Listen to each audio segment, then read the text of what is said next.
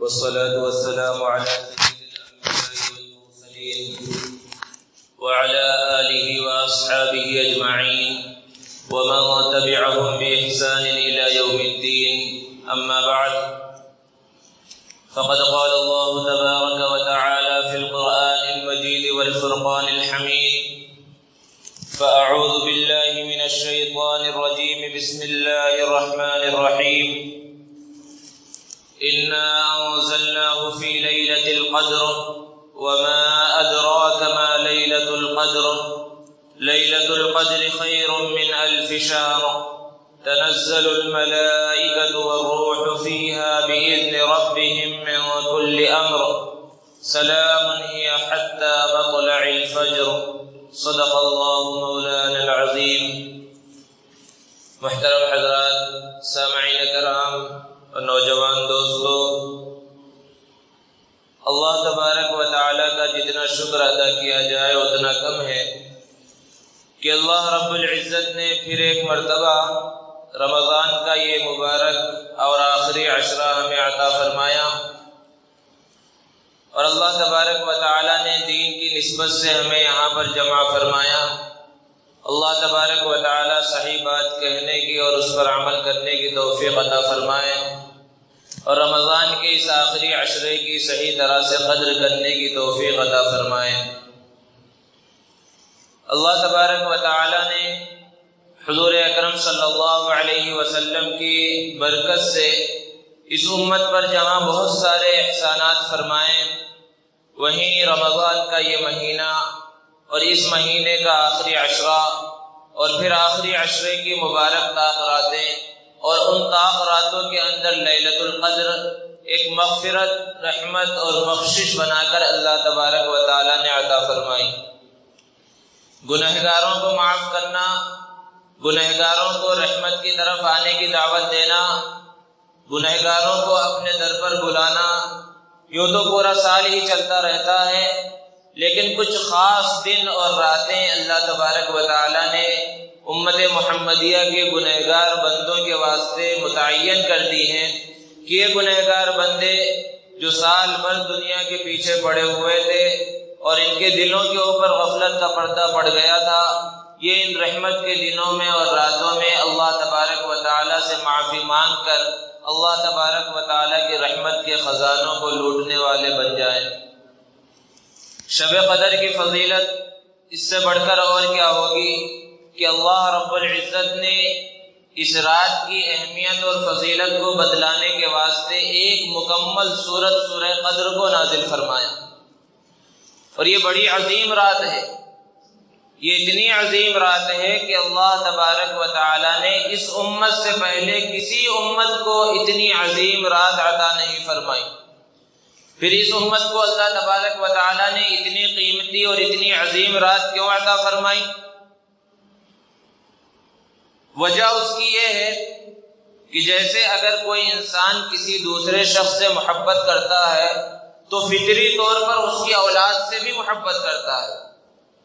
حالانکہ براہ راست اولاد سے محبت نہیں، کسی دوست سے محبت ہے تو اس کی اولاد سے بھی محبت ہوگی. ہمارا اور آپ کا اور ہر مسلمان کا یہ عقیدہ ہے کہ اللہ تبارک و تعالیٰ کو سب سے زیادہ محبت حضور اکرم صلی اللہ علیہ وسلم سے اس پوری کائنات کے اندر. اور جب آپ سے محبت ہے تو آپ کی جو پیاری امت ہے امت محمدیہ، اس سے بھی اللہ رب العزت کو محبت ہے. اور جب یہ امت محمدیہ اللہ کی محبوب ہے تو اللہ تبارک و تعالیٰ نے اپنی پسندیدہ امت کو یہ شب قدر عطا فرما دیا. ایک حدیث کے اندر ہے کہ جب قیامت قائم ہوگی تو اللہ تبارک و تعالیٰ یہودیوں کو بلائیں گے، ان یہودیوں کو جنہوں نے حضرت موسیٰ علیہ السلام کے زمانے میں یا دیگر انبیاء کے زمانے میں موجود تھے. بعد کے یہودیوں کو اور اس زمانے کے یہودیوں کا تذکرہ نہیں، بلکہ جو صحیح یہودی تھے اور صحیح بنی اسرائیل کے لوگ تھے جنہوں نے نبیوں کے احکام پر عمل کیا. اللہ تبارک و تعالیٰ ان سے کہیں گے کہ تم نے سورج کے نکلنے سے لے کر طلوع شمس سے لے کر غروب شمس تک ہم نے تم کو نوکری کے واسطے، یعنی لفظ یہ استعمال فرمائے اللہ نے عبادت کے واسطے ہم نے تم کو متعین کیا تھا، تم نے عمل کر لیا تم کو 1 قیراط اجر ملے گا۔ اب وہ قیراط کیا ہے وہ اللہ جانتا ہے۔ مثال کے طور پہ سمجھ لے اللہ نے بیان فرمایا کہ تمہیں 1 روپیہ ملے گا، تم نے فجر سے لے کر مغرب تک تم نے عبادت کی، تمہیں 1 روپیہ ملے گا۔ پھر اس کے بعد اللہ تعالیٰ عیسائیوں کو بلائیں گے اور ان سے کہیں گے کہ تم نے زوال کے وقت سے لے کر، یعنی سورج جب سر پہ آ جاتا ہے، ظہر کا وقت جو ہوتا ہے اس سے پہلے کا جو وقت ہوتا ہے اسے زوال کا وقت کہا جاتا ہے، تم نے زوال کے وقت سے لے کر مغرب تک سورج کے غروب ہونے تک عبادت کی، تمہیں بھی 1 روپیہ ملے گا، تمہیں بھی 1 قیراط ملے گا۔ اب یہودی بڑے پریشان اور غصے میں آ جائیں گے کہ ہم نے تو صبح سے تقریباً 8-9 گھنٹے محنت کی، عبادت کی، تو ہمیں 1 قیراط، اور انہوں نے دوپہر سے کام کرنا شروع کیا، دوپہر سے عبادت کرنی شروع کی، اور انہیں بھی جو ہے 1 روپیہ مل رہا ہے۔ یہ ناانصافی بظاہر کیوں ہے؟ تو اللہ تبارک و تعالیٰ فرمائیں گے تم لوگ خاموش رہو۔ پھر امت محمدیہ کو بلایا جائے گا اور امت محمدیہ سے اللہ تبارک و تعالیٰ فرمائیں گے کہ تم نے عصر سے لے کر مغرب تک محنت کی،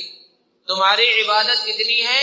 عصر سے لے کر مغرب تک کے درمیان جتنا وقت ہوتا ہے اتنا وقت تم نے محنت کی، تم نے عبادت کی، تمہیں 2 روپے ملے، تمہیں 2 قیراط ملے۔ اب دونوں بڑے پریشان کہ اب تک مسئلہ صرف وقت کا تھا، اب تو وقت بھی کم ہو گیا، آدھے میں سے آدھا بلکہ اس سے بھی کم ہو گیا، اور تنخواہ اس سے زیادہ مل رہی ہے۔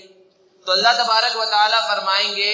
کہ ہم نے یہودیوں اور عیسائیوں تمہیں پہلے ہی بتا دیا تھا کہ تمہیں اتنا کام کرنا ہے اور پھر ہم تمہیں کتنا اجر دیں گے، تو تمہیں تمہارا اجر مل گیا؟ تو وہ کہیں گے ہاں اجر ملا۔ تو اللہ تعالیٰ فرمائیں گے دوسرے کو جو ہم اجر زیادہ دے رہے ہیں اس پر تمہیں اعتراض کرنے کا کوئی حق نہیں۔ ذالک فضل اللہ یؤتیہ من یشاء، یہ اللہ کا فضل ہے جسے چاہتا ہے عطا فرماتا ہے۔ تو یہ اس امت محمدیہ کی خصوصیت ہے۔ اللہ کے رسول صلی اللہ علیہ وسلم نے ایک مرتبہ بنی اسرائیل کے ایک شخص کا تذکرہ فرمایا۔ آپ صلی اللہ علیہ وسلم نے فرمایا کہ بنی اسرائیل میں ایک عابد تھا، عبادت گزار شخص تھا، اس نے 1000 مہینے تک مسلسل دن کے اندر جہاد کیا اور رات کو اس نے عبادت کے اندر گزاری، پھر صبح ہوتی پھر وہ بت پرستوں سے اور ایسی قوم کے اندر وہ رہتا تھا جہاں پر گائے کی پرستش ہوتی تھی، ان سے جہاد کے واسطے نکل جاتا۔ مسلسل 1000 مہینے تک اس نے اس طرح زندگی کو گزارا۔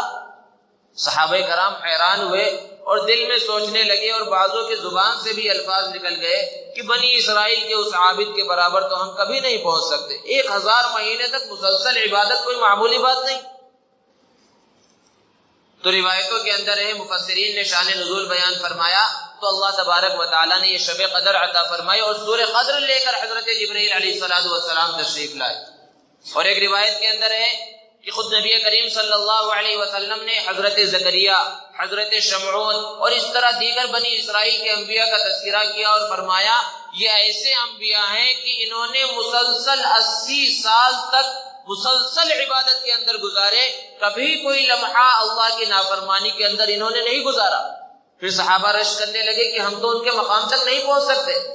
اور ایک شان نزول یہ بھی بیان کیا گیا کہ خود اللہ کے رسول صلی اللہ علیہ وسلم کو جب پتا چلا کہ پہلے زمانے کے جو لوگ تھے ان کی عمریں کسی کی 1000 سال ہے، کسی کی 900 سال، 800 سال، 500 سال، 300 سال، اور میری امت کی جو عمریں ہیں وہ 60-70 سال کے درمیان ہے، بہت ہوئی تو 100 ہے، 110 ہے، ورنہ 60-70 سال ہے، یہ کیسے ان لوگوں کے برابر پہنچ سکتے ہیں؟ یہ تو مسلسل عبادت کرتے رہے، تو کہاں 500 سال اور 800 سال کی زندگی اور کہاں 50-60 سالہ زندگی؟ تو اللہ تبارک و تعالیٰ نے یہ عظیم رات عطا فرمائی اور ارشاد فرمایا لیلۃ القدر خیر من 1000 شہر، کہ شب قدر 1000 مہینوں سے بہتر ہے۔ کہ اگر کوئی انسان مسلسل 1000 مہینوں تک عبادت کرتا رہے اور ایک آدمی صرف ایک رات شب قدر میں عبادت کر لے تو دونوں برابر ہیں، بلکہ یہ شب قدر میں عبادت کرنے والا اس سے بھی آگے بڑھا ہوا ہے۔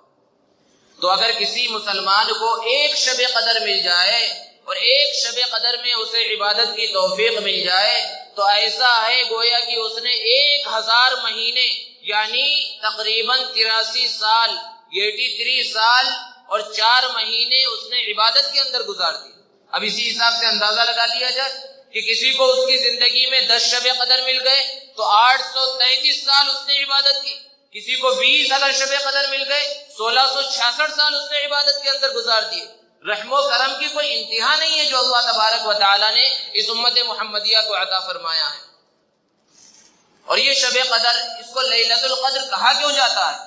مفسرین نے بیان فرمایا کہ قدر کے معنی عظمت کے ہیں، اور یہ رات بڑی قدر والی ہے، بڑی باعظمت ہے، اس لیے اس کو شب قدر کہا جاتا ہے۔ اور بعض روایتوں کے اندر ہے کہ قدر کے معنی تقدیر کے ہیں، اور اس رات میں اللہ تبارک و تعالی تقدیر کا فیصلہ فرماتے ہیں، ہر چیز کا فیصلہ فرماتے ہیں، کسے کتنی روزی دینا ہے، کسے زندگی دینا ہے، کسے موت دینا ہے، اس لیے اس رات کو شب قدر کہا جاتا ہے۔ پھر یہاں پر اعتراض ہوتا ہے کہ یہ روایتیں تو شب برات کے واسطے ہیں، کہ اللہ کے رسول صلی اللہ علیہ وسلم نے بیان فرمایا کہ شب برات کے اندر مردوں کا فیصلہ ہوتا ہے، زندوں کا فیصلہ ہوتا ہے، روزی کا فیصلہ ہوتا ہے، کون مرے گا کون جیے گا اس کا فیصلہ ہوتا ہے، پھر شب قدر میں بھی ہوتا ہے، تو آخر ہوتا کس میں ہے؟ یہ اختلاف کیوں نظر آ رہا ہے؟ مفسرین نے بیان فرمایا کہ شب برات میں اللہ تبارک و تعالی دستاویزات کے اندر، رجسٹروں کے اندر ساری چیزوں کو لکھوا دیتے ہیں کہ کس کو کتنی روزی دینا ہے، کس کی زندگی ہے اور کس کی موت ہے۔ اور شب قدر جب آتی ہے تو اللہ تبارک و تعالیٰ اس کو نافذ کرنے کے واسطے وہ رجسٹر فرشتوں کے حوالے کر دیتے ہیں، تو اس رات کے اندر لکھا گیا اور اس رات کے اندر حوالے کیا جاتا ہے، اس لیے اس کو شب قدر کہا جاتا ہے۔ اور قدر کے ایک معنی تنگی کے ہیں۔ اس رات کے اندر جیسا کہ آگے اللہ رب العزت نے بیان فرمایا کہ تنزل الملائکۃ والروح فیہا، کہ اس رات میں اللہ تبارک و تعالیٰ فرشتوں کو آسمان سے نازل فرماتے ہیں اور روح بھی اترتے ہیں۔ روح سے مراد حضرت جبرائیل علیہ السلام ہے، اور بعض روایتوں میں ہے کہ اس سے بہت بڑا فرشتہ مراد ہے، وہ اتنا بڑا فرشتہ ہے جو اس رات میں اترتا ہے کہ یہ زمین و آسمان اس کے لیے ایک لقمے کے برابر ہے۔ تو اللہ تبارک و تعالیٰ اس مبارک رات میں اس کو بھی اتارتے ہیں۔ تو مفسرین نے بیان فرمایا کہ جب فرشتے اتنی بڑی تعداد میں زمین پر اترتے ہیں تو اس زمین اپنی وسعت کے باوجود بھی تنگ ہو جاتی ہے، اس لیے اس کو قدر کہا جاتا ہے۔ قدر کے معنی تنگی کے ہیں۔ اور پھر یہ شب قدر ہوتی کب ہے؟ بعض روایتوں کے اندر ہے کہ اس کا کوئی وقت متعین نہیں ہے۔ حضرت عبداللہ ابن مسعود رضی اللہ تعالی عنہ نے ارشاد فرمایا کہ اگر کوئی مسلمان بندہ پورے سال عبادت کے اندر لگا رہے تو وہ یقیناً شب قدر کو پالے گا۔ جب انہوں نے یہ بات بیان فرمائی تو ایک دوسرے جلیل القدر صحابی حضرت ابی ابن کعب رضی اللہ تعالی عنہ نے لوگوں سے خطاب کرتے ہوئے فرمایا، اے لوگو، تم یہ نہ سمجھو کہ حضرت عبداللہ ابن مسعود کے کہنے کا مقصد اور مطلب یہ ہے کہ پوری زندگی وہ عبادت کرتا رہے اور پوری زندگی عبادت میں لگا رہے تب شب قدر ملے گی، بلکہ میرا مقصد یہ ہے جو حضرت عبداللہ ابن مسعود نے بیان فرمایا، میں اس کی تفصیل بیان کرتا ہوں کہ اگر کوئی مسلمان رمضان کے مہینے کے اندر پورے مہینے میں عبادت کی تو اسے شب قدر مل جائے گی۔ اور پھر آگے بڑھ کر انہوں نے بیان فرمایا قسم کھا کر کہ بلکہ میں تو یہ کہتا ہوں اللہ کی قسم کی شب قدر 27ویں شب کے اندر ہے۔ یہی بعض روایتوں سے پتہ چلتا ہے کہ راجح یہ ہے کہ رمضان کی جو 27ویں شب ہوتی ہے اس شب کے اندر شب قدر ہوتی ہے، لیکن یہ کوئی ضروری نہیں ہے۔ حضرت عائشہ صدیقہ رضی اللہ تعالی عنہ کی حدیث ہے جو بخاری شریف کے اندر ہے، انہوں نے بیان فرمایا کہ شب قدر کو رمضان کے آخری عشرے کے اندر تلاش کرو، اور آخری عشرے کی بھی طاق راتوں کے اندر تلاش کرو، جیسے کہ آج پہلی طاق رات ہے 21، 23، 25، 27 اور 29، ان راتوں میں سے کبھی بھی شب قدر ہو سکتی ہے۔ اس شب قدر کو اللہ رب العزت نے جو اتنی بڑی عظیم نعمت ہے اور دولت ہے متعین کیوں نہیں کر دیا؟ کہ متعین کر دیا جاتا کہ فلاں تاریخ کو 21 کو یا 23 کو یا 27 کو تو سارے لوگ آ جاتے اور عبادت کر لیتے، سب کو شب قدر مل جاتی۔ کہ اللہ کے رحمت کے خزانے کے اندر کچھ کمی تھی کہ اگر سارے لوگ آ جاتے اور سب اللہ کے خزانوں کو لوٹ لیتے تو اللہ کے خزانے میں نعوذ باللہ کمی آ جاتی، اس لیے اللہ تبارک و تعالیٰ نے شب قدر کو متعین نہیں فرمایا؟ ایسی بات نہیں ہے۔ علماء نے بیان فرمایا کہ شب قدر کو متعین نہ کرنے کی بہت سی مصلحتیں ہیں۔ ایک بڑی مصلحت تو یہ ہے کہ اگر شب قدر متعین کر دی جاتی کہ فلاں رات کے اندر شب قدر ہے تو بندے اس رات میں آ جاتے، عبادت کر لیتے اور سمجھ جاتے چھٹی مل گئی، ہم 83 سال عبادت کے برابر ثواب ہمیں مل گیا، 1000 مہینوں کے برابر ثواب اب ہمیں مل گیا، اب اور ضرورت نہیں ہے۔ اسی لیے اللہ نے متعین نہیں فرمایا۔ اللہ تبارک و تعالیٰ چاہتے ہیں کہ میرے یہ بندے کئی راتوں میں میرے سامنے آئیں، عبادت کریں، مجھ سے مانگیں، مجھ سے توبہ کریں، مجھ سے معافی مانگیں، یہ چاہتے ہیں اللہ تبارک و تعالیٰ، اس لیے اللہ نے متعین نہیں فرمایا کہ کئی راتوں کی عبادت ہمیں ملے۔ اور دوسری بڑی وجہ یہ ہے کہ شب قدر کی بڑی عظمت، بڑی فضیلت ہے، جیسا کہ آپ نے سنا اور ہر مسلمان کو معلوم بھی ہے۔ تو جس رات کی جتنی عظمت ہوتی ہے، اگر اس عظمت والی رات میں کوئی شخص گناہ کرے تو اس کا وبال بھی بہت خطرناک وبال ہوتا ہے۔ تو اگر شب قدر کو متعین کر دیا جاتا کہ فلاں رات میں شب قدر ہے، اور پھر اس رات میں کوئی جان بوجھ کر اللہ کی نافرمانی کرتا تو بڑے سخت عذاب کے اندر مبتلا ہو جاتا، وہ بھی اور اس کے ساتھ رہنے والے بھی عذاب میں مبتلا ہو جاتے، اس لیے بھی اللہ نے متعین نہیں فرمایا۔ ایک مرتبہ حضور اکرم صلی اللہ علیہ وسلم نے حضرت علی رضی اللہ تعالی عنہ سے فرمایا، مسجد نبوی میں ایک آدمی لیٹا ہوا تھا، سو رہا تھا، اور نماز کا وقت ہونے کے قریب ہو گیا، تو حضرت علی سے فرمایا، علی اس کو اٹھا دو نماز پڑھنے کے واسطے، نماز کا وقت قریب ہو رہا ہے۔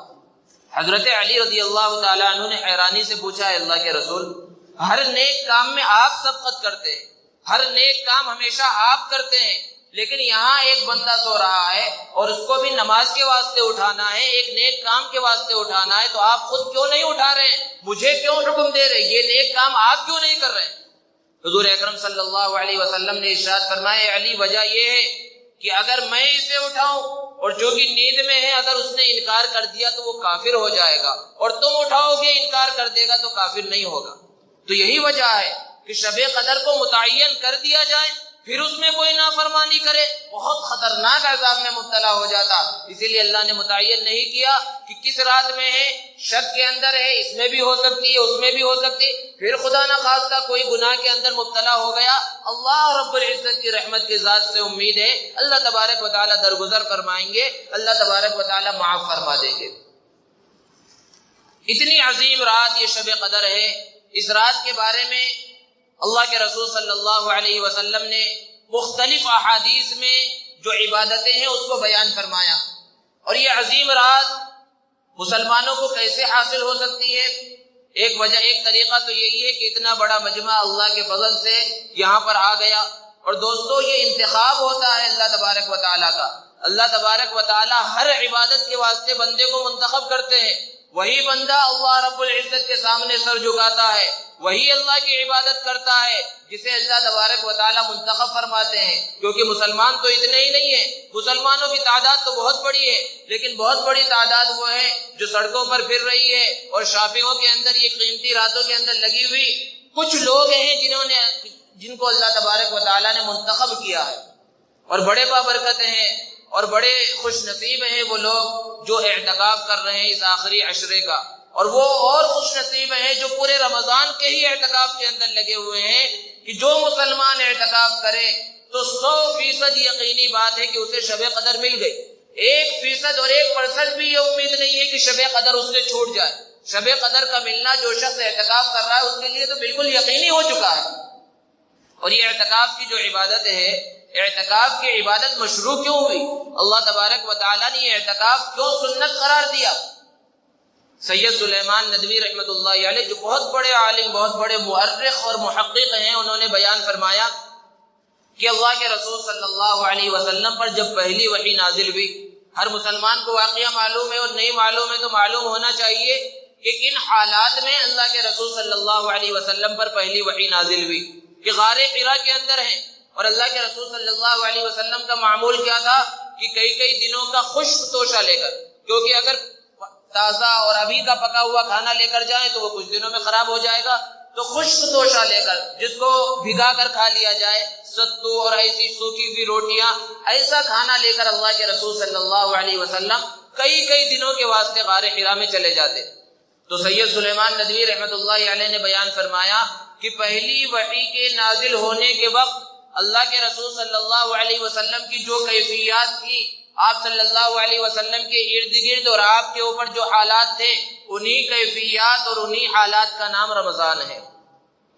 کیا کیفیات تھی، کیا حالات تھے؟ کہ اللہ کے رسول صلی اللہ علیہ وسلم کم کھاتے تھے، کیونکہ تھوڑا کھانا کئی دن کے واسطے لے کر گئے، اور رمضان میں کم کھانا ہے مسلمانوں کو، اور اللہ کے رسول صلی اللہ علیہ وسلم کم پیا کرتے تھے، اور یہ رمضان بھی یہی ہے کہ مسلمان اس کے اندر کم پیتا ہے، اور اللہ کے رسول صلی اللہ علیہ وسلم مسلسل عبادت کے اندر لگے رہتے تھے، اور رمضان کے اندر مسلمان بندہ بھی عبادت کے اندر لگا رہتا وہی کیفیات، وہی حالات جو اللہ کے رسول صلی اللہ علیہ وسلم کے اوپر پہلی وحی کے وقت تھے، وہی یہ رمضان ہے جو ہمیں اللہ رب العزت نے عطا فرمایا۔ لیکن ایک کیفیت اور تھی اللہ کے رسول صلی اللہ علیہ وسلم کی، وہ کیفیت تھی تنہائی کی، کہ وہاں کوئی نہیں رہتا تھا۔ غار حرا میں اللہ کے رسول صلی اللہ علیہ وسلم اکیلے ہیں، لیکن اس رمضان میں مسلمانوں کو وہ کیفیت بظاہر حاصل نہیں ہوئی، اس لیے اللہ تبارک و تعالیٰ نے یہ اعتکاف دیا کہ اعتکاف کی عبادت کے اندر جب مسلمان بندہ مشغول ہو جاتا ہے تو اسے وہ تنہائی بھی میسر آ جاتی ہے۔ دوستو، سمجھنے کی بات یہ ہے کہ تنہائی کے اندر عبادت کرنا بذات خود یہ کوئی اچھی چیز نہیں ہے۔ جیسے کہ مسلمانوں سے پہلے جو قومیں گزری، جیسے کہ بنی اسرائیل میں سے عیسائی ہیں، ان کے نزدیک بڑا متقی شخص کون ہے؟ جو شادی نہ کرے، اسے بڑا متقی سمجھا جاتا ہے۔ اور ہمارے برادران وطن میں بھی جو سنیاس لے لے، جو شادی نہ کرے، اسے بڑا گرو سمجھا جاتا ہے۔ حالانکہ مسلمانوں میں ایسا نہیں ہے۔ مسلمانوں میں تقویٰ یہ نہیں ہے کہ کوئی شادی نہ کرے اور لوگوں سے الگ تھلگ جنگلوں میں اور غاروں میں اور پہاڑوں کے اندر جا کر زندگی گزارے اور وہاں عبادت میں لگ جائے، یہ کوئی عبادت نہیں ہے۔ لیکن اللہ تبارک و تعالیٰ کو اللہ کے رسول صلی اللہ علیہ وسلم کی ایک ایک ادا پسند تھی، اور اللہ تعالیٰ چاہتے تھے کہ میرے محبوب کی ایک ایک ادا کو دنیا کے اندر زندہ رکھا جائے۔ تو اللہ تبارک و تعالیٰ نے حضور اکرم صلی اللہ علیہ وسلم کی تنہائی کی جو ادا تھی اس کو اعتکاف کی شکل میں مسلمانوں کے سامنے پیش کیا۔ لیکن یہ بھی بالکل تنہائی نہیں ہے۔ کیسی تنہائی ہے؟ کہ انسان ایسی مسجد کے اندر اعتکاف کرتا ہے جس میں 5 وقت کی نماز جماعت کے ساتھ ہوتی ہو۔ اگر کوئی ایسی مسجد ہے جس میں 5 وقت کی نماز جماعت کے ساتھ نہ ہوتی ہو تو اس کے اندر اعتکاف مشروع نہیں ہے۔ اور یہ اس لیے اسی مسجد کے اندر رکھا گیا کہ تنہائی ہو جائے لیکن 5 وقت مسلمانوں کے ساتھ آمنا سامنا ہو، ان سے ملاقات ہو، اور پھر جمعہ کی نماز میں ایک بڑے مجمع کے ساتھ آمنا سامنا ہو۔ تو اس لیے اللہ کے رسول صلی اللہ علیہ وسلم کے اوپر جب حکم آیا اور جب اللہ کے رسول صلی اللہ علیہ وسلم مدینہ منورہ تشریف لے گئے، مسلسل اللہ کے رسول صلی اللہ علیہ وسلم اعتکاف کیا کرتے تھے، کبھی بھی آپ نے اعتکاف کو نہیں چھوڑا۔ اور اللہ کے رسول صلی اللہ علیہ وسلم سے پورے مہینے کا اعتکاف بھی ثابت ہے، 20 دنوں کا اعتکاف کرنا بھی ثابت ہے، اور 10 دنوں کا اعتکاف کرنا بھی ثابت ہے۔ 30 دنوں کا اعتکاف اللہ کے رسول صلی اللہ علیہ وسلم نے اس طرح کیا کہ سب سے پہلی مرتبہ سن 2 ہجری کے اندر روزہ فرض ہوا، اور پھر اس کے بعد جو سال آیا رمضان کا، اس سال میں اللہ کے رسول صلی اللہ علیہ وسلم نے پہلا اعتکاف کیا، اور اعتکاف شروع کے عشرے میں کیا، شب قدر کو تلاش کرنے کے واسطے کہ ہو سکتا ہے شب قدر پہلے عشرے کے اندر ہو۔ جب 10 دن مکمل ہونے لگے تو حضرت جبرائیل علیہ السلام آئے اور ارشاد فرمایا جس چیز کو آپ تلاش کر رہے ہیں وہ تو ابھی آگے ہے۔ تو اللہ کے رسول صلی اللہ علیہ وسلم نے اپنے اعتکاف کو بڑھا دیا اور دوسرے بھی عشرے کا پورا اعتکاف کیا، اور جب 20 رمضان قریب آنے لگا تو پھر حضرت جبرائیل علیہ السلام تشریف لائے اور فرمایا کہ آپ جس چیز کو تلاش کر رہے ہیں وہ اور آگے ہے، یعنی آخری عشرے میں ہے۔ تو اللہ کے رسول صلی اللہ علیہ وسلم نے آخری عشرے کا بھی اعتکاف کیا، اور اس طرح ایک مرتبہ پورے رمضان کا اللہ کے رسول صلی اللہ علیہ وسلم نے اعتکاف کیا، اور ایک مرتبہ اللہ کے رسول صلی اللہ علیہ وسلم نے 20 دنوں کا بھی اعتکاف فرمایا۔ وہ اس طرح کہ سن 8 ہجری میں ہم تو سمجھتے ہیں کہ رمضان کا مہینہ کھانے کا مہینہ ہے، پینے کا مہینہ اور دن میں سو جانے کا مہینہ ہے، لیکن صحابہ کرام کی زندگیوں کو اٹھا کر دیکھیں، بڑی بڑی جنگیں رمضان کے مہینے میں بھی وہ روزے کی حالت میں جنگ کیا کرتے تھے۔ جنگ بدر رمضان کے مہینے کے اندر ہوئی، اور فتح مکہ کا جو واقعہ ہے رمضان کے مبارک مہینے کے اندر واقع ہوا۔ اللہ کے رسول صلی اللہ علیہ وسلم فتح مکہ کے واسطے مدینہ سے مکہ تشریف لے گئے، اور اس وجہ سے سفر کی وجہ سے اس سال جو اعتکاف تھا وہ اعتکاف چھوٹ گیا اللہ کے رسول صلی اللہ علیہ وسلم کا، اور اعتکاف نہ کر سکے۔ تو جب اگلا سال آیا اللہ کے رسول صلی اللہ علیہ وسلم کے سامنے تو آپ صلی اللہ علیہ وسلم نے قضا کی اور 20 دنوں کا اعتکاف کیا۔ آخر کے 2 عشروں کا اللہ کے رسول صلی اللہ علیہ وسلم نے اعتکاف کیا، تو یہ بھی آپ سے ثابت ہے۔ اور پھر اللہ کے رسول صلی اللہ علیہ وسلم ہمیشہ آخر کے 10 دنوں کا اعتکاف تو کیا ہی کرتے تھے، اور حدیث کے اندر ہے کہ حضرت حضور اکرم صلی اللہ علیہ وسلم کا جب انتقال ہو گیا اور دنیا سے پردہ فرما گئے تو پھر صحابہ کرام اور ازواج مطہرات مسلسل اعتکاف کے اندر مشغول رہتے تھے۔ اور جب مسلمان بندہ اعتکاف کرتا ہے تو اس اعتکاف کا مقصد کیا؟ ایک مقصد تو بالکل واضح ہے کہ شب قدر کا حصول ہے، کہ شب قدر انسان کو حاصل ہو جاتی ہے، اور یہ بالکل یقینی چیز ہے، اور یقینی اس وجہ سے ہے کہ جو اعتکاف کے اندر نہیں ہے وہ مسجد کے اندر آ گئے، تو ایسا ضروری نہیں ہے کہ وہ ہمیشہ نماز پڑھتے رہیں، ہمیشہ تلاوت کرتے رہیں، کچھ نہ کچھ وقت خاموش رہیں گے، اور وہ وقت ہو سکتا ہے شب قدر کا ہو، لیلۃ القدر کا ہو، اور انہیں لیلۃ القدر نصیب نہ ہو۔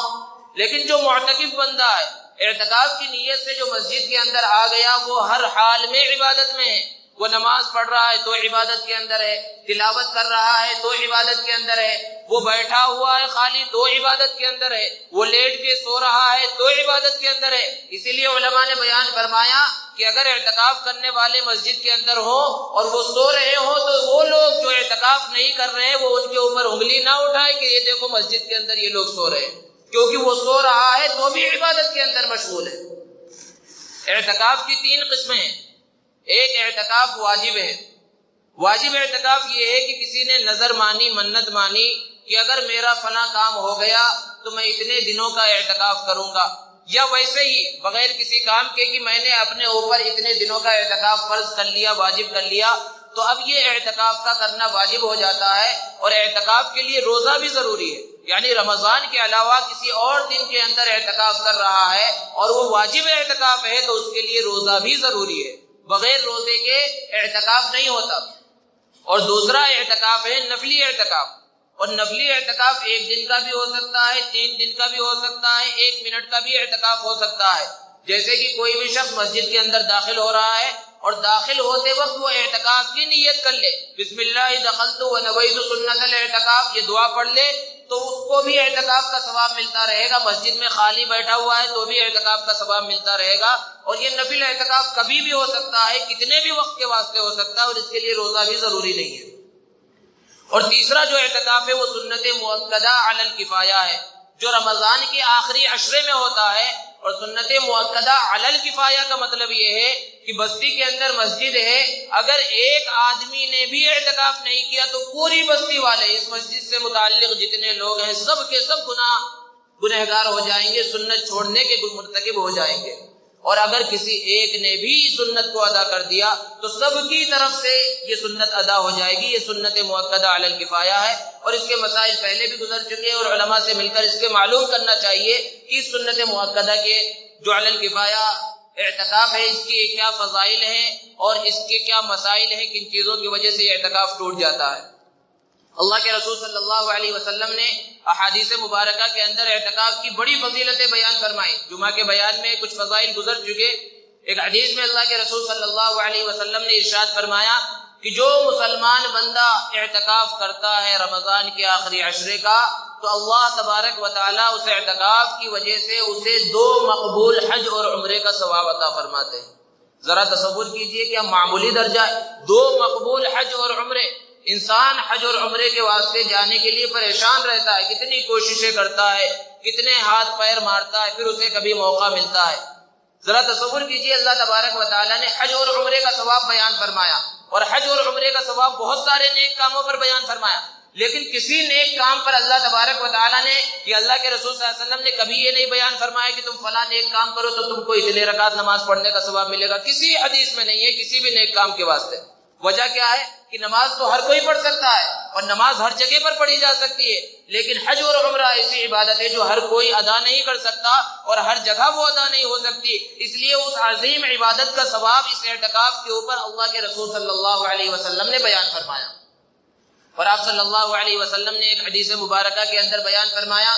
کہ جو مسلمان بندہ اللہ کی رضا کی خاطر 1 دن کا اعتکاف کرتا ہے تو اللہ تبارک و تعالی اس کو جہنم سے 3 خندق، 3 بہت بڑے بڑے گڑھوں کے برابر جہنم سے دور کر دیتے ہیں کہ جس میں سے 1 خندق کی مسافت زمین اور آسمان کے برابر ہے۔ اتنی عظیم فضیلت اس اعتکاف کی ہے۔ اور جب مسلمان بندہ مسجد کے اندر آ گیا تو سب سے بڑا ایک مقصد یہ اعتکاف کا یہ ہے اللہ کو راضی کرنا۔ اعتکاف کرنے والے کی مثال کیا ہے کہ جیسے دنیا کے اندر کوئی غریب شخص کسی مالدار سخی کے دروازے پر جا کر بیٹھ جائے کہ جب تک تم میری جیب نہیں بھرو گے میں اس در کو چھوڑنے والا نہیں، تو اگر وہ سخی ہوگا تو کچھ نہ کچھ دے کر ہی واپس کرے گا۔ اعتکاف کرنے والے بندے کی مثال بالکل ایسے ہی ہے کہ وہ سب کچھ چھوڑ چھاڑ کر، کاروبار کو اور پوری دنیا کو، بیوی بچوں کو چھوڑ کر اللہ کے دربار میں آ گیا کہ اللہ جب تک آپ مجھے معاف نہیں کریں گے، جب تک آپ مجھے عطا نہیں فرمائیں گے، میں آپ کے در کو چھوڑنے والا نہیں ہوں۔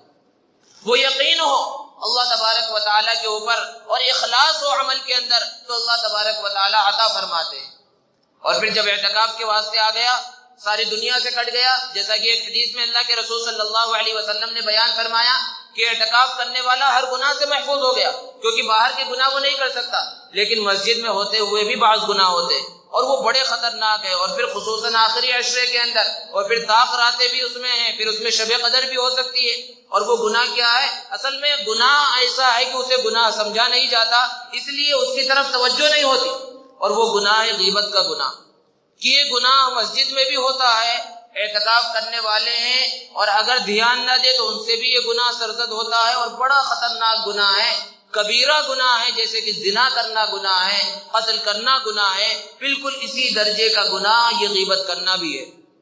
تو جب سب کچھ چھوڑ چھاڑ کر اللہ کے دربار میں آ گئے تو اب اپنا ایک نصاب بنا لے، ایک پروگرام بنا لے، ایک مقصد متعین کر لے کہ ابھی ہمیں رمضان کے اس مہینے میں اور اس آخری عشرے میں یہ کرنا ہے۔ اور جو اعتکاف نہیں کر رہے ہیں ویسے ہی مسجد کے اندر آ رہے ہیں، وہ بھی اپنا ایک پروگرام بنا لے کہ جب ہم نے وقت نکالا ہے رات میں عبادت کے واسطے تو ہمیں کیا کام کرنا ہے۔ خواہ مخواہ کی بحث میں الجھنا نہیں ہے، کسی کی برائی مسجد کے اندر بیٹھ کر بیان نہیں کرنی ہے، کسی مسئلے کے اوپر اگر اختلاف ہو رہا ہے علماء سے مل کر معلوم کرنا ہے، اپنے سے اس میں کوئی فیصلہ نہیں کرنا، بحث و مباحثہ نہیں کرنا کہ نہیں یہ صحیح ہے یہ غلط ہے، کیونکہ جو عبادت اور جو عبادتوں کا مزہ اور جو عبادتوں کا ثواب ملنے والا ہوتا ہے یہ ان بحث و مباحثہ کی وجہ سے سب ختم ہو جاتا ہے۔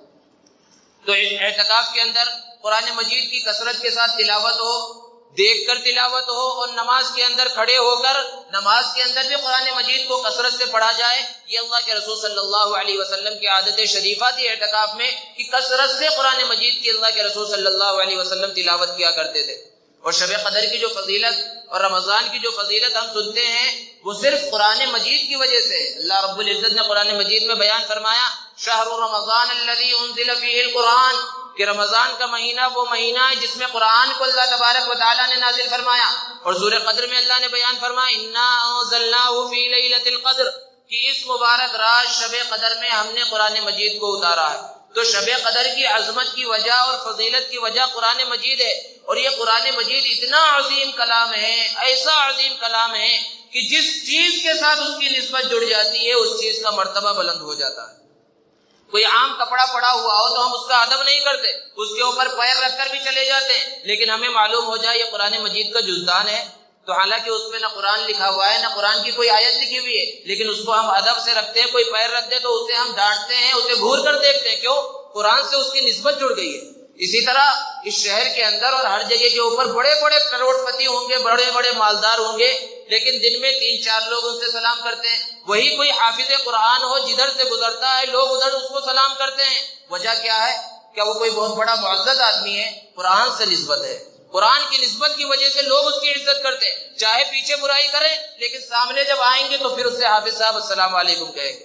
اور اسی طرح بڑے بڑے ڈاکٹروں سے، بڑے بڑے انجینئروں سے لوگوں کی ملاقات ہوتی ہے، اور بڑے بڑے کروڑ پتیوں سے لوگوں کی ملاقات ہوتی۔ عام طور پر لوگ اس سے نہیں کہتے بھئی ہمارے واسطے دعا کرنا، ہمارے لیے دعائے خیر میں یاد رکھنا۔ کس سے کہتے ہیں؟ حفاظ کرام سے کہتے ہیں، علماء کرام سے کہتے ہیں، ان لوگوں سے کہتے ہیں جن کے دل کے اندر اسلام کے علوم ہیں۔ کیوں کہتے ہیں؟ وہ جانتے ہیں کہ قرآن مجید کے ساتھ ان کا تعلق جڑا ہوا ہے۔ تو رمضان کا تعلق قرآن مجید کے ساتھ بڑا گہرا ہے، تو خصوصاً جو معتکف ہیں اور جو معتکف نہیں ہیں وہ بھی رمضان کے اندر خصوصیت کے ساتھ قرآن مجید کی تلاوت کریں، نماز کے اندر بھی اور نماز سے باہر بھی۔ کچھ لوگ ہیں جو کہتے ہیں کہ یوں ہی طوطے کی طرح رٹ کر پڑھنے کا کیا فائدہ، یعنی یوں ہی تلاوت کیے جا رہے ہیں، نہ سمجھ میں آ رہا ہے تو کیا فائدہ۔ بہت بڑی غلط فہمی کے اندر لوگوں کو مبتلا کرتے ہیں، کیونکہ اللہ کے رسول صلی اللہ علیہ وسلم نے بیان فرمایا کہ جو مسلمان قرآن مجید کے ایک حرف کو پڑھتا ہے اللہ تبارک و تعالیٰ 10 نیکیاں عطا فرماتے ہیں۔ اور وہاں پر اللہ کے رسول صلی اللہ علیہ وسلم نے یہ تفصیل نہیں بیان فرمائی کہ وہ سمجھ کر پڑھے، اس کے ترجمے کو یاد رکھے، اس کی تفسیر کو سمجھے تب ثواب ملے گا۔ مطلق قرآن مجید کی تلاوت پر اللہ تبارک و تعالیٰ نے یہ وعدہ کیا ہے، تو اگر بغیر سمجھے بھی ہم قرآن مجید کی تلاوت کرتے جا رہے ہیں یہ بھی بہت ہی باعظمت چیز ہے اور بہت ہی کامیابی تک پہنچانے والی چیز ہے۔ اور پھر رمضان میں مسجد کے اندر آ گئے، مسجد سے تعلق جڑ گیا، تو اس میں ایک پروگرام ہم بنا لیں کہ کم سے کم قرآن مجید کی جو چھوٹی صورتیں ہیں ان صورتوں کا ترجمہ ہم یاد کر لیں گے۔ سورہ فاتحہ کا ترجمہ کیا ہے وہ ہم سیکھ لیں گے، چھوٹی چھوٹی صورتوں کا ترجمہ کیا ہے، تشہد جو ہم پڑھتے ہیں اس کا ترجمہ کیا ہے، نماز کے شروع میں ہم ثنا پڑھتے ہیں اس کا مطلب کیا ہے۔ جب یہ ساری چیزیں ان اوقات کے اندر اگر ہم سیکھیں اور آپس میں مذاکرہ کریں، ایک دوسرے کو سنائیں، ایک دوسرے سے پوچھیں، تو یہ بھی بہت ہی بڑے ثواب کا کام ہے۔ ثواب صرف یہی نہیں ہے کہ ہم اکیلے بیٹھ کر جو ہے نفلی عبادت کے اندر لگے ہوئے ہیں، بلکہ ایک دوسرے کو سکھا رہے ہیں، سیکھ رہے ہیں، یہ بھی بڑے ثواب کا کام ہے۔ اللہ تبارک و تعالی رمضان کے مقدس اور مبارک مہینے کے اندر اپنی رحمتوں کو نازل فرماتا ہے، اور جن کا تعلق مسجد سے جڑ جاتا ہے وہ جب اللہ تبارک و تعالیٰ سے مانگے اور اللہ تبارک و تعالیٰ سے دعا کریں اور اللہ تبارک و تعالیٰ سے لو لگائیں اور اللہ تبارک و تعالیٰ کے سامنے گڑ گڑائیں تو اللہ تبارک و تعالیٰ کو بڑی خوشی ہوتی ہے۔ دوستو، دنیا کے اندر لوگوں کو دوسرے سے دشمنی ہو جاتی ہے، یہاں تک کہ آپس میں رشتہ داروں کے اندر نفرت پیدا ہو جاتی ہے، اور کوئی روٹھ جاتا ہے، جیسے کہ ماں ناراض ہو گئی تو ماں ناراض ہو گئی تو ماں کو منانا مشکل، باپ ناراض ہو گیا تو باپ کو منانا مشکل ہو جاتا ہے، بیوی ناراض ہو گئی تو بیوی کو منانا بعض مرتبہ مشکل ہو جاتا ہے۔ لیکن اگر اللہ رب العزت ناراض ہو جائے تو ان لوگوں کو منانا جتنا مشکل ہے، اللہ تبارک و تعالیٰ کو منانا سب سے زیادہ آسان ہے۔ بس اللہ تبارک و تعالیٰ تو انتظار میں ہے کہ یہ بندے آ جائیں اور مجھ سے مانگ لے، میں ان کے گناہوں کو معاف کر دوں گا۔ اور جب مسجد سے ہمارا تعلق جڑا تو صرف اپنے لیے ہی نہیں، اپنے لیے اور پوری امت کے لیے، کیونکہ امت کے جو حالات ہیں اور خصوصاً ہمارے ملک کے جو حالات ہیں وہ آپ کے سامنے ہیں کہ کیسے حالات ہیں۔ امت محمدیہ کے نوجوانوں اور معصوم بچوں کو شرک اور کفر کے دلدل کی طرف پھینکنے کی کوشش جاری ہے۔ مسلمانوں کو معلوم ہونا چاہیے تو خصوصیت کے ساتھ دعا کریں، کیونکہ دعاؤں میں اللہ رب العزت نے اثر رکھا ہے، اور پھر ان مبارک رات کی جو دعائیں ہیں ان دعاؤں کو اللہ تبارک و تعالیٰ قبول فرماتے ہیں۔ قرآن مجید کے اندر اللہ تبارک و تعالیٰ نے ارشاد فرمایا، قالت رسلهم فی اللہ شک فاطر السماوات والارض یدعوکم لیغفر لکم من ذنوبکم، کہ رسولوں نے لوگوں سے کہا کہ کیا تمہیں اللہ کے بارے میں شک ہے جس نے آسمان کو پیدا کیا، یدعوکم وہ تمہیں بلا رہا ہے، یدعوکم وہ تمہیں دعوت دے رہا ہے، لیغفر لکم ذنوبکم تاکہ تمہارے گناہوں کو معاف کر دے۔ اللہ تبارک و تعالیٰ کی طرف سے دعوت ہے، عام اعلان ہے کہ آؤ میرے پاس، میں تمہارے گناہوں کو معاف کر دوں گا۔ اور ایک جگہ پر اللہ تبارک و تعالیٰ نے ارشاد فرمایا، هو الذی یقبل التوبۃ، وہی ذات ہے جو بندوں کی توبہ کو قبول کرتی ہے، ویعفو عن السیئات، ویعفو عن السیئات، اور لوگوں کے گناہوں کو معاف کر دیتا ہے اللہ تبارک و تعالیٰ۔ اور ایک جگہ پر اللہ تبارک و تعالیٰ نے ارشاد فرمایا، یا ایھا الذین آمنوا توبوا الی اللہ توبۃ نصوحا، کہ ایمان والو اللہ تبارک و تعالیٰ کے سامنے سچی پکی توبہ کر لو۔ عسى ربکم ان یکفر عنکم سیئاتکم ویدخلکم جنات تجری من تحتها الانہار، تمہارا رب تمہارے سارے گناہوں کو معاف کر دے گا اور تمہیں ایسے باغات میں داخل کرے گا جس کے نیچے سے نہریں بہ رہی ہوں گی۔ قرآن مجید کو اٹھا کر دیکھیں، جگہ جگہ پر اللہ تبارک و تعالیٰ نے بندوں کو معاف کرنے کا وعدہ کیا ہے، بس شرط یہ ہے کہ بندہ اللہ رب العزت کے سامنے ہاتھ پھیلائے تو صحیح۔ اتنی مبارک رات ہے، اس مبارک رات کے اندر بھی کچھ لوگ محروم رہ جاتے ہیں۔ حضور اکرم صلی اللہ علیہ وسلم نے ارشاد فرمایا کہ شب قدر جیسی عظیم رات میں 4 لوگوں کی مغفرت نہیں ہوتی۔ پہلا، مدمن الخمر، شراب کا عادی جو شخص ہے، اللہ تبارک و تعالیٰ اس مبارک رات میں شراب کے عادی شخص کی مغفرت نہیں فرماتے۔ شراب ام الخبائث، ام الفواحش ہے، سارے گناہوں کی جڑ ہے، ساری برائیوں کی جڑ ہے، پیشاب سے زیادہ ناپاک چیز ہے، اور اس پیشاب سے زیادہ ناپاک چیز کو، اس کے قطرے کو جب انسان اپنی زبان پر رکھتا ہے سب کچھ بھول جاتا ہے، عقل اس کی ماری جاتی ہے، بڑی خطرناک چیز ہے۔ تو شراب کے عادی کو اللہ تبارک و تعالیٰ اس مبارک رات میں معاف نہیں فرماتے۔ اور دوسرا، جس شخص کو اللہ تبارک و تعالیٰ معاف نہیں فرماتے، عاق الوالدین، والدین کا نافرمان، جو والدین کی بات کو نہیں مانتا، والدین کو تکلیف پہنچاتا ہے، اللہ تبارک و تعالیٰ اس مبارک رات میں جب بھی شب قدر ہو جائے اللہ تبارک و تعالیٰ اس کو بھی معاف نہیں فرماتے۔ قرآن مجید میں اللہ تبارک و تعالیٰ نے مختلف مقامات پر جہاں اپنی عبادت کا حکم دیا وہیں فوراً بعد والدین کے ساتھ حسن سلوک کا حکم دیا۔ قرآن مجید میں ارشاد فرمایا، وَقَضَىٰ رَبُّكَ أَلَّا تَعْبُدُوا إِلَّا إِيَّاهُ، تمہارے رب نے فیصلہ کیا تمہارے واسطے کہ تم اللہ کے علاوہ کسی کی عبادت مت کرو، پھر فوراً بعد ارشاد فرمایا وبالوالدین احسانا، اور والدین کے ساتھ حسن سلوک کرو، اور آگے ارشاد فرمایا ولا تقل لهما اف، اپنے والدین کو کبھی اف تک مت کہو، ان کے سامنے اف بھی مت نکالو۔ اور اسی طرح تیسرا شخص جو ہے قاطع رحم، جو رشتے ناتوں کو توڑتا ہے، اللہ تبارک و تعالی اس مبارک رات کے اندر رشتے ناتوں کو توڑنے والے شخص کی بھی مغفرت نہیں فرماتے۔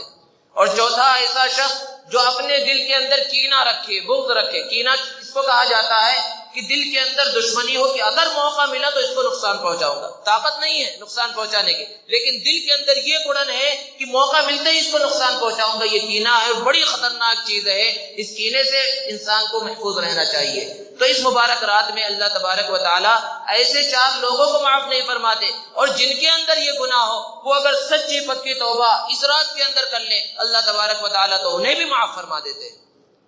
اللہ تبارک و تعالی نے قرآن مجید میں ارشاد فرمایا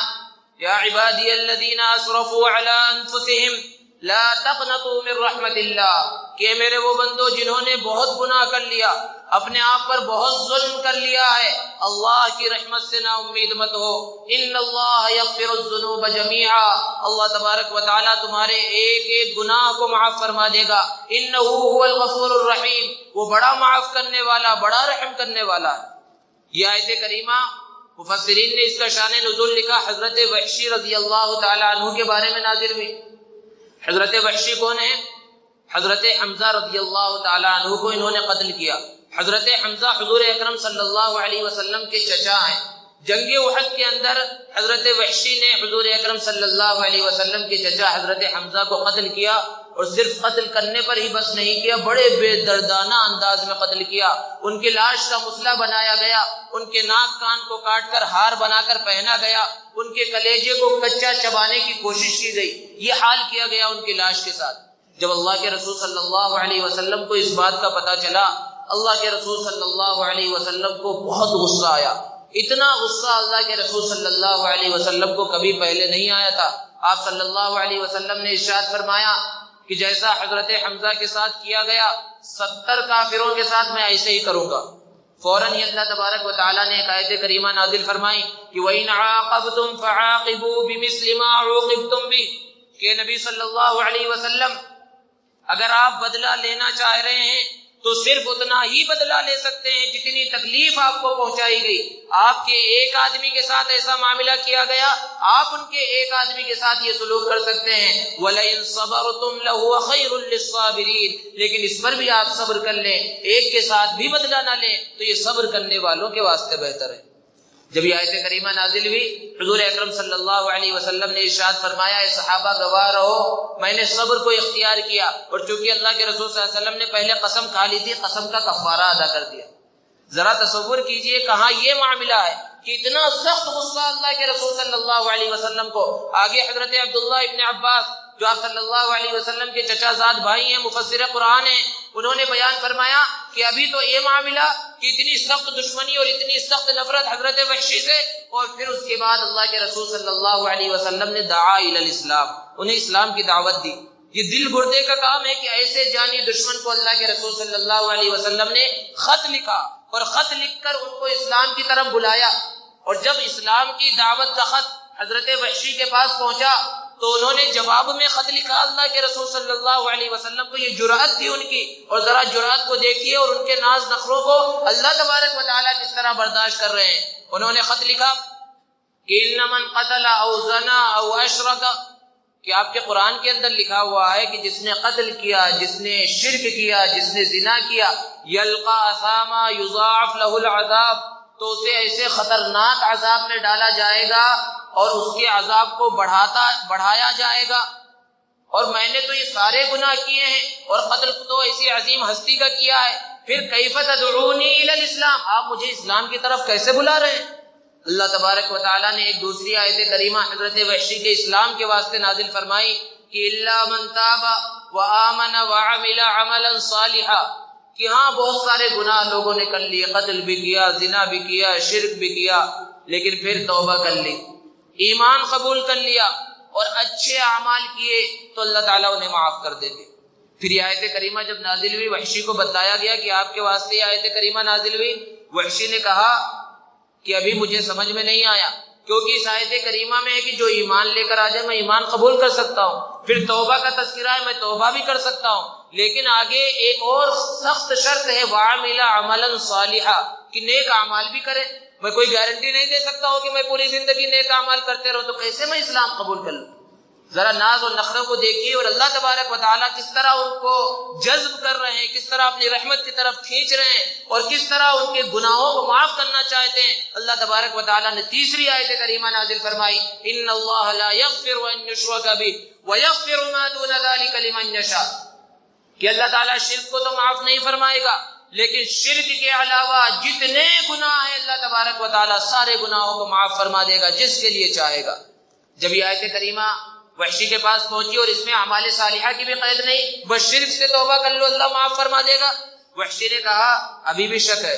کیونکہ اس آیت کریمہ میں اللہ نے بیان فرمایا لمن یشاء، اللہ جس کو چاہے گا، ہو سکتا ہے اللہ تعالیٰ مجھ کو نہ چاہے، تو پھر میں کیسے اسلام قبول کر لوں؟ کیا گارنٹی ہے میری کامیاب ہونے کی؟ تو اللہ تبارک و تعالیٰ نے حضرت وحشی کے واسطے چوتھی آیت کریمہ قل یا عبادی الذین اسرفوا علی انفسہم لا تقنطوا من رحمت اللہ، یہ آیت کریمہ نازل فرمائی کہ اے میرے بندو اللہ کی رحمت سے نا امید مت ہو، اللہ تمہارے گناہوں کو معاف کر دے گا۔ ذرا تصور کیجئے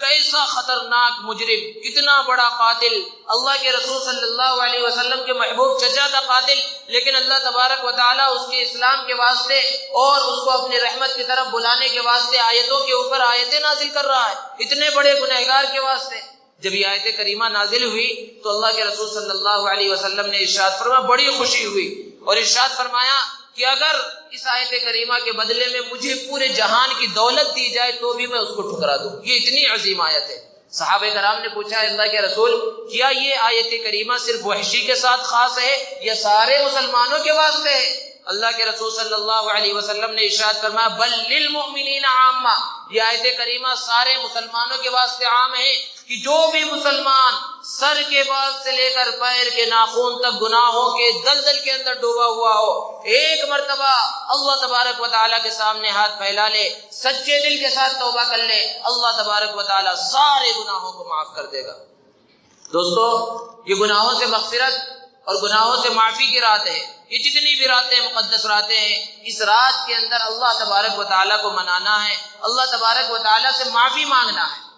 اور پھر چونکہ اس رات کے اندر ہم عبادت کے اندر لگے ہوئے ہیں تو کچھ اور نفلی عبادت ہے، شب قدر کی یا کوئی بھی اس طرح کی جو عبادت والی راتیں ہیں اس رات میں کوئی عبادت متعین نہیں ہے، جیسے کہ بعض پمفلٹ وغیرہ میں آپ نے دیکھا ہوگا کہ شب معراج آئے تو اس میں یہ رکعتیں پڑھ لو اور یہ پڑھ لو تو اتنا ثواب، یہ من گھڑت ہے، کوئی حقیقت نہیں۔ اسی طرح شب برات کے بارے میں اس رات میں یہ عبادت کرو تو یہ ثواب، اسی طرح شب قدر کے بارے میں ایسی کوئی روایت اللہ کے رسول صلی اللہ علیہ وسلم سے ثابت نہیں ہے، بلکہ جو نفل عبادت انسان چاہے کرے اللہ تبارک و تعالیٰ اسے ثواب عطا فرمائیں گے۔ نفل عبادتیں بہت ساری ہیں، اب انسان اس کا پروگرام بنا لے اور ان ساری نفلی عبادتوں پر ترتیب وار اگر عمل کرتا رہے تو وہ کامیابی کی طرف چلتا چلا جائے گا۔ انسان وضو کرنے کے واسطے گیا، وضو کر کے مسجد کے اندر آئے، 2 رکعت تحیۃ الوضو پڑھ لے۔ تحیۃ الوضو کی بڑی فضیلت اللہ کے رسول صلی اللہ علیہ وسلم نے بیان فرمائی۔ ایک حدیث کے اندر حضرت ابو ہریرہ رضی اللہ تعالیٰ عنہ ارشاد فرماتے ہیں کہ ایک دن صبح کے وقت اللہ کے رسول صلی اللہ علیہ وسلم نے حضرت بلال کو بلایا اور فرمایا اے بلال ادھر آؤ اور ذرا مجھے بتاؤ تمہارا کون سا خاص عمل ہے کہ جس عمل کی وجہ سے میں نے تمہارے قدموں کی آہٹ جنت میں اپنے آگے محسوس کی ہے۔ حضرت بلال رضی اللہ تعالیٰ عنہ نے ارشاد فرمایا اللہ کے رسول میرا تو کوئی خاص عمل ہے نہیں، ہاں بس ایک عمل ہے کہ جب بھی میں وضو کرتا ہوں تو وضو کے بعد 2 رکعت تحیۃ الوضو پڑھ لیا کرتا ہوں۔ اللہ کے رسول صلی اللہ علیہ وسلم نے بیان فرمایا یہی وہ عمل ہے جس کی وجہ سے جنت میں تم میرے آگے چل رہے تھے۔ جب یہ حدیث بیان کی جاتی ہے لوگوں کے ذہنوں میں آتا ہے کہ اللہ کے رسول صلی اللہ علیہ وسلم اللہ کے بعد سب سے بڑا مرتبہ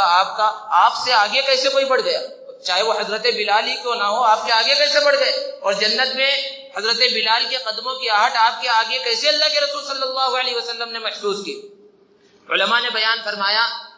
کہ حضرت بلال رضی اللہ تعالی عنہ کا درجہ حضور اکرم صلی اللہ علیہ وسلم سے بڑھ نہیں گیا، بلکہ دنیا کے اندر حضرت بلال رضی اللہ تعالیٰ عنہ حضور اکرم صلی اللہ علیہ وسلم کے خادم خاص تھے، اور اللہ کے رسول صلی اللہ علیہ وسلم جب بھی کسی راستے کے اوپر چلتے تو حضرت بلال ایک چھڑی لے کر راستے کے آگے آگے چلتے، اگر راستے میں کوئی تکلیف دہ چیز ہوتی تو اللہ کے رسول صلی اللہ علیہ وسلم کو تکلیف نہ پہنچے اس لیے اس کو ہٹا دیتے، کوئی موذی جانور ہوتا اس کو ہٹا دیتے، کوئی دشمن ہوتا تو پہلے سے باخبر کر دیتے۔ تو دنیا میں اللہ کے رسول صلی اللہ علیہ وسلم کی خدمت کے واسطے آگے آگے چلتے تھے، تو جنت میں بھی وہی منظر اللہ تبارک و تعالیٰ نے دکھایا۔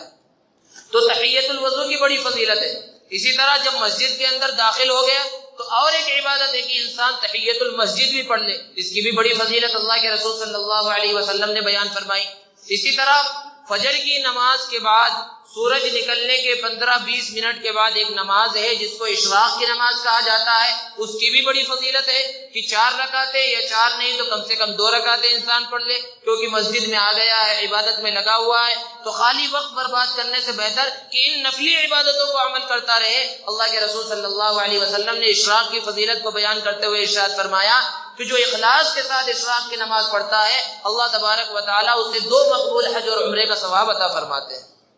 اور پھر اشراق کے بعد اور ایک نماز ہے جس کو چاشت کی نماز کہا جاتا ہے، اور جو زوال کے وقت سے پہلے پہلے پڑھی جاتی ہے، یعنی ظہر کا جو وقت ہے اس وقت کے شروع ہونے سے پہلے پہلے اشراق اور ظہر کے وقت کے درمیان کا جو وقت ہے وہ وقت چاشت کی نماز کا وقت ہے۔ جتنی چاہے رکعتیں پڑھ لے، 4 رکعت سے لے کر 12 رکعت تک انسان پڑھے، اللہ تبارک و تعالیٰ نے اس کے بڑے ثواب رکھے ہیں۔